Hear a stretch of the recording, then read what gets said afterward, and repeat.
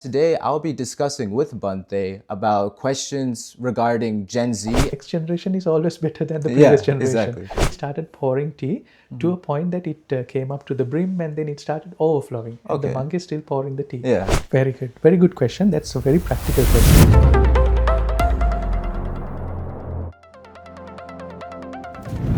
Good morning, everyone. My name is Shah Shindu, and today I'm here alongside Maple Ceylon, and I've been given the privilege to present to you guys the Waterloo Lake Monastery. Now, this monastery is a very special one because it was designed and built by a famous architect. This architect incorporated the nature and lake surrounding this monastery and built it on top of that. Because of that, this monastery is actually protected and run by the government, which is what allows the resident monks to reside here, as all the nature and wildlife here is government reserved.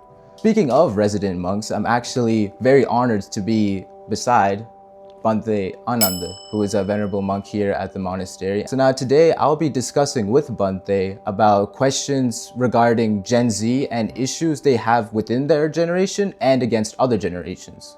So I think Bhante, ayabuan.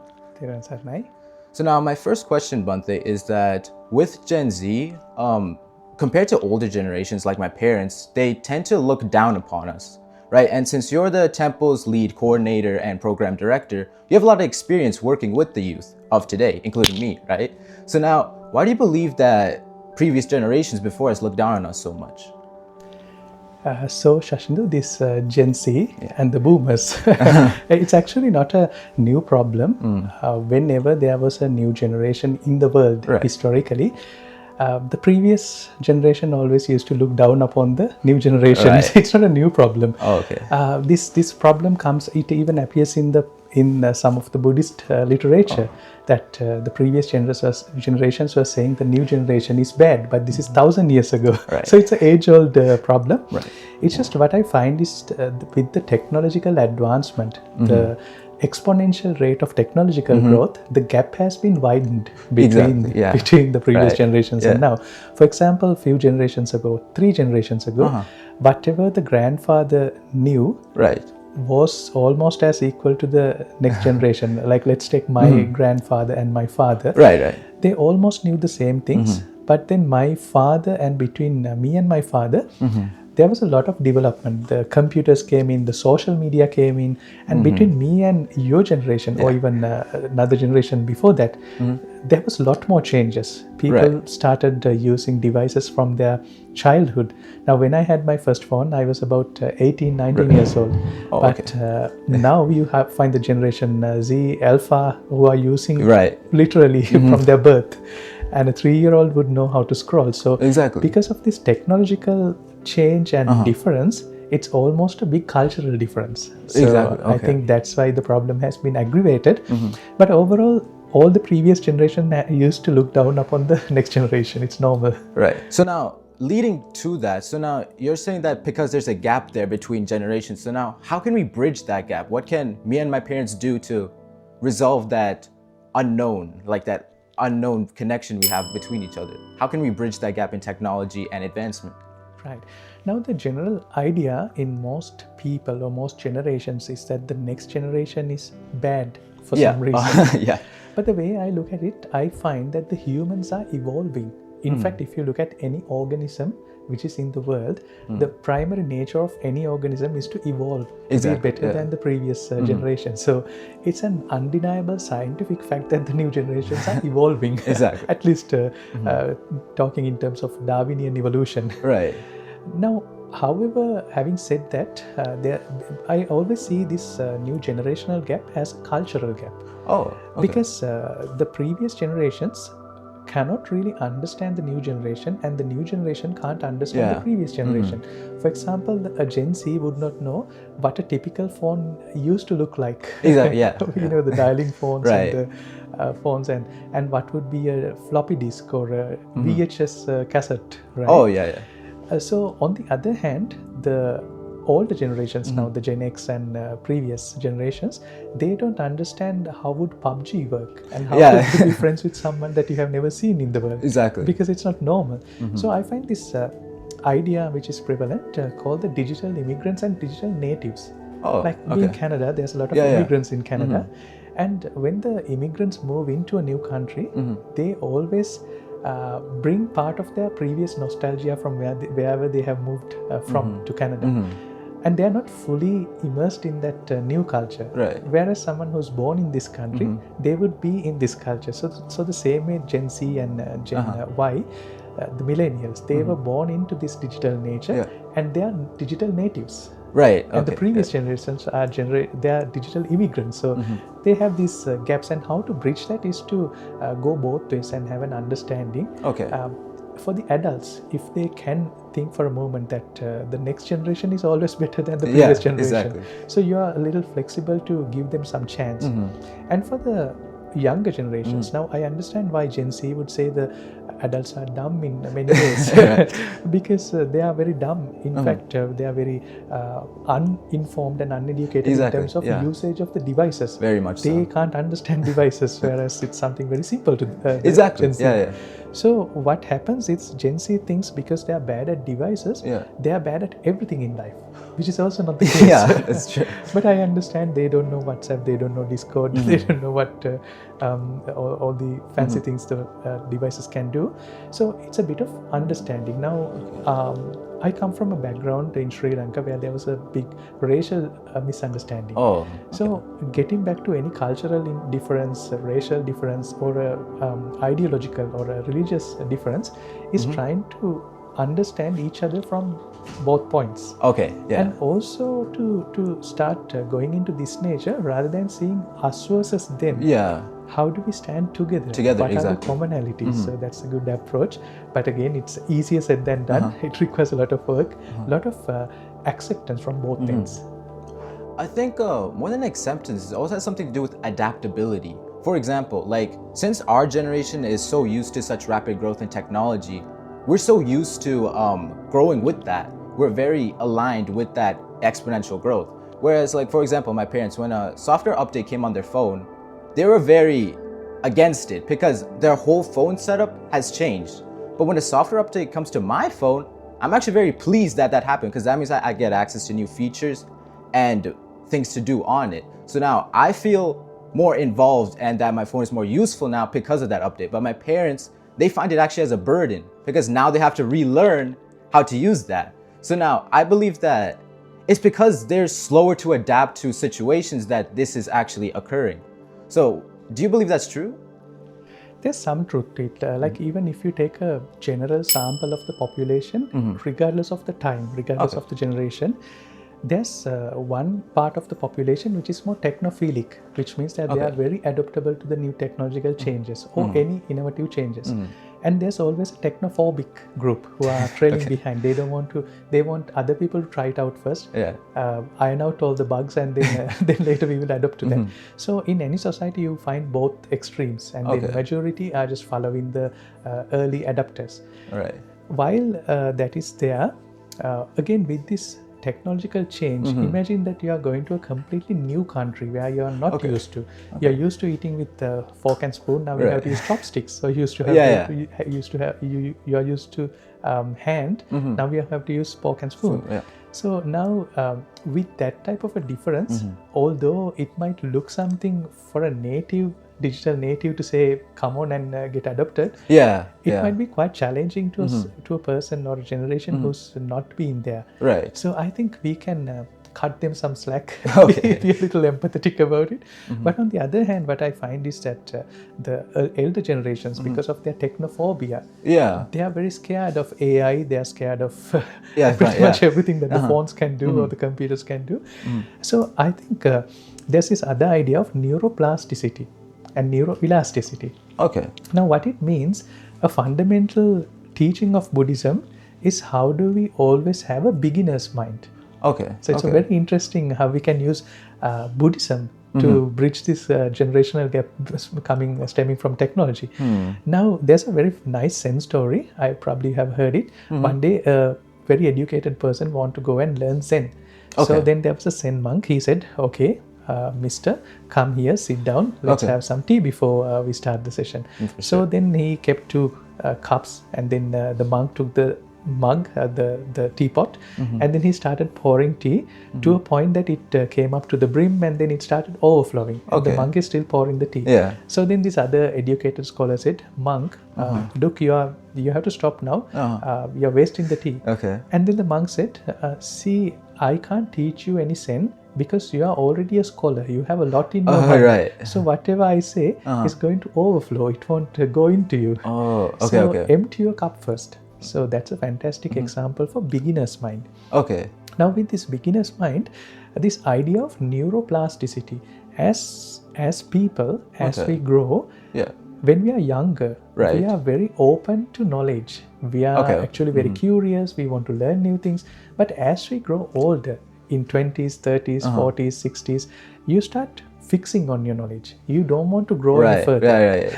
Literally, your body don't want to grow further, and your mind, your neurons, they don't want to grow any further. Okay. So you have this neuroplasticity, which means that you are not as so plastic is more rigid, it's more brittle. Right. Elastic is more bendy, it's flexible. more flexible. Right. So as you grow, actually we should even probably consider it as a disability, like an elderly person Exactly. can't, the vision and the hearing goes down. So the same way your adaptability also goes down. So maybe the younger generations could have a little bit of empathy towards that. You know, it's almost a disability that the youngsters. I remember when I was young, I was playing all sorts of sports. I would get wounded, have bruises, but 2 days later, I'm good as new. Right. But if I do it now, in my 40s, I won't recover as fast. So the same way, like the body doesn't recover that fast, the mind, the habits, and the learning curve, that also drops down. So it's almost a disability that we need to be empathetic of.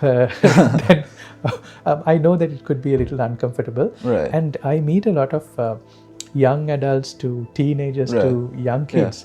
The common complaint every young person has or Gen Z has is that they don't listen to us, which is very true. That is true, yeah. I experienced that, yeah. Right. So I think being an adult, you automatically come from a place of advising. Oh, right. For example, even look at you and me. I'm sitting on a higher chair and you are down there. So automatically there's some hegemonic idea that I'm here to advise you.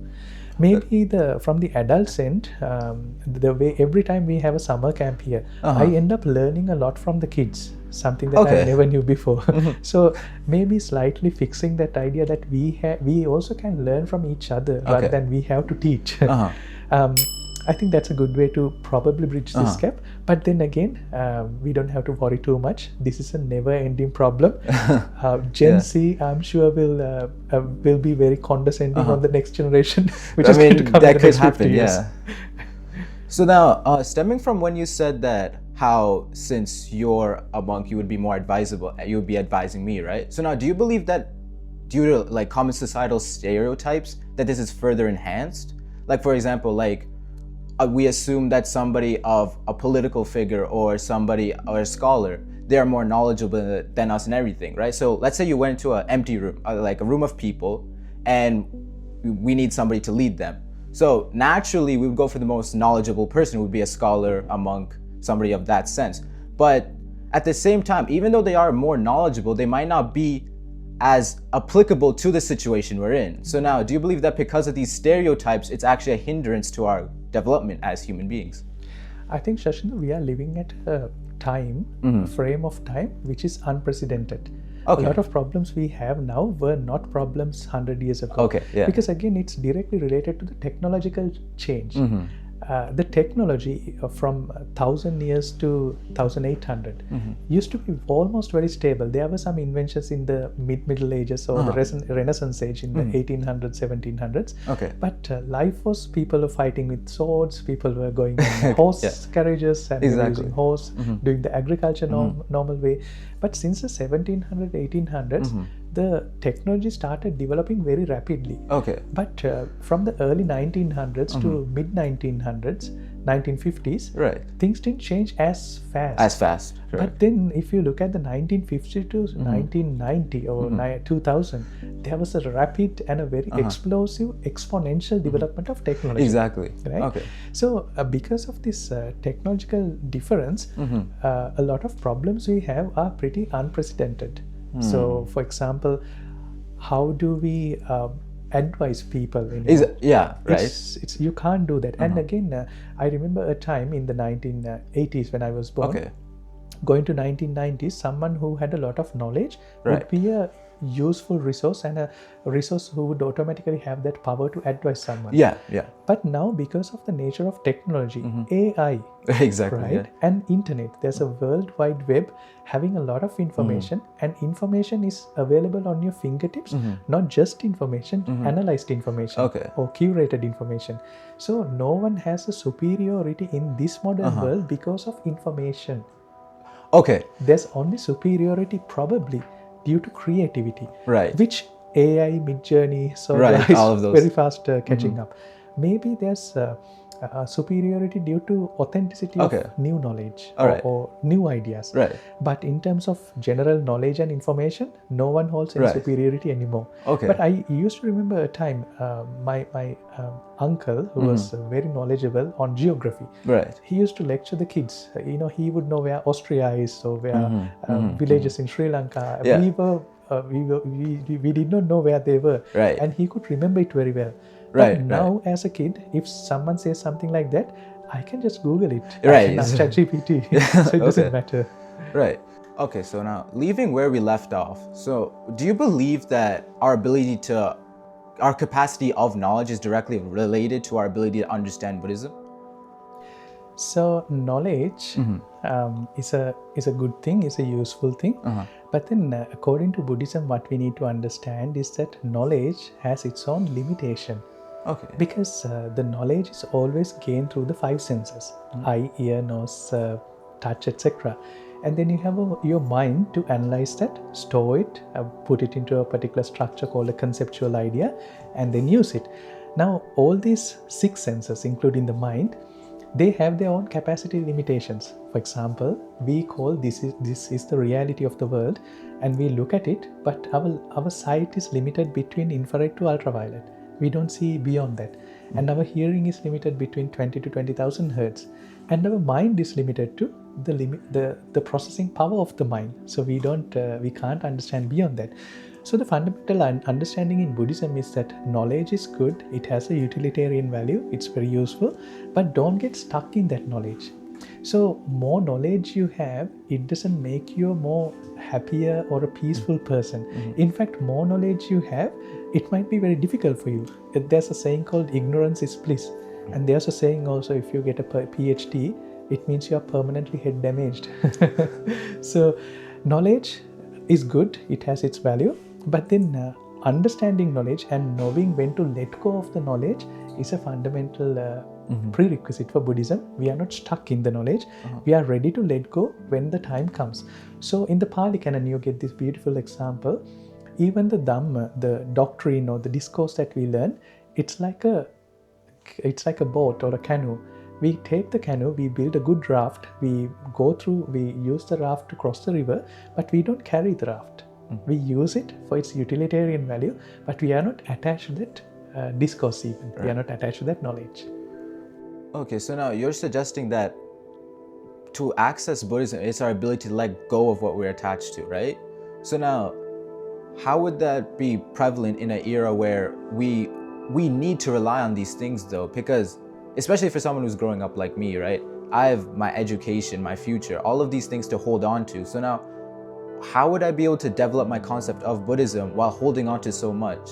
Very good question. That's a very practical question. That's why I said we should know how to use these tools. Knowledge is definitely a tool. We don't want to, let's say that we have a tiller, that we are going to rent a tiller today. That's why the tiller came to my mind. We are going to use a tiller outside to till and turn our soil, but we don't want to bring the tiller to our bedroom. We want to park it at the shed outside. So the same way, knowledge has its application, it has its utility, but there's no point of hanging on to knowledge. I'll give you an example. When Newton in the 1600s, when he first discovered gravity, he thought this explains everything about gravity. But few hundred years later, Einstein came, he figured out gravity is not what Newton thought gravity should be. So he came up with a new theory.